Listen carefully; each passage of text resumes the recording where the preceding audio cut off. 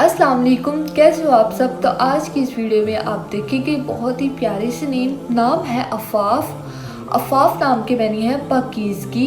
पारसाई नाम है आईना। आईना नाम के मैनी है बड़ी बड़ी आँखों वाली। नाम है अदीना। अदीना नाम के मैनी है जन्नती। बहिश्ती नाम है अब्रिश। अब्रिश बहुत ही प्यारा सा नाम है। इस नाम के मैनी है बादल। बारिश नाम है अब्रिज। अब्रिश नाम की मैनी है बड़ी आँखों वाली यानी खूबसूरत आँखों वाली। नाम है अबिया। अबिया एक बहुत ही यूनिक सा नाम है। इस नाम की मैनी है अजीम। नाम है आकफा। आकफा नाम की मैनी है वफादार। फिर आता है बहुत ही प्यारा सा नेम आनिया। आनिया नाम के मैनी है खुददारी।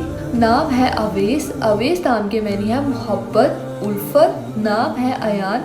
अयान लड़कों का और लड़कियों का भी नाम है। इस नाम के मैनी है बड़ी आँखों के साथ। नाम है अबीर। अबीर नाम के मैनी है खुशबूदार। नाम है आबरू। आबरू नाम के मैनी है इज्जत शोहरत। नाम है आयदा। आयदा बहुत ही प्यारा सा और छोटा सा नाम है। इस नाम के मैनी है मेहमान सिला। नाम है अफ़ा। अफ़ा नाम के मैनी है गलती माफ़ करने वाली।